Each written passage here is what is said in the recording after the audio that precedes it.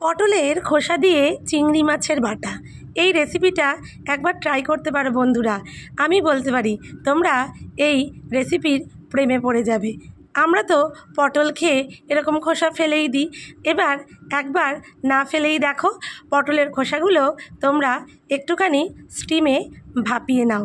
ব্যাস, এই ভাপানোর পরে খোসাটাকে তোমাদের মিক্সিতে পেস্ট করে নিতে হবে।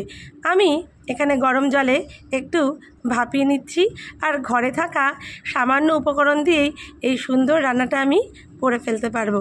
পটলের খোসাগুলো আমার প্রায় হাফ সেদ্ধ হয়ে গেছে।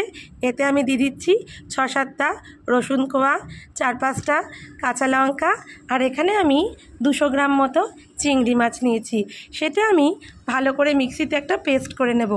আর ভিডিওগুলো কেমন লাগলো অবশ্যই জানিও, সাবস্ক্রাইব করার অনুরোধ রইল।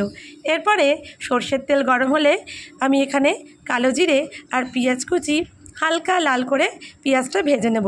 দেখছো তো পেস্টটা কি সুন্দর হয়েছে, একদম ফাইন আর খুব সুন্দর মসৃণ হয়েছে। এরপরে আমি এই পেঁয়াজটা আমার হালকা ভাজা হয়ে গেলে এবার আমি এতে এই পেস্টটা অ্যাড করব। এবার আমি পেস্টটা দিয়ে দিলাম। এতে দেব পরিমাণ মতো নুন, তার সাথে একটুখানি হলুদ। এবার এটা আমি নাড়াতে থাকবো, একদম লো ফ্লেমে নাড়াবো, কারণ যাতে ধরে না যায়। হাই ফ্লেমে দিলে ধরে যাবে। এরকম করে নাড়াতে নাড়াতেই তোমরা দেখবে এটা একদম শুকিয়ে যাচ্ছে।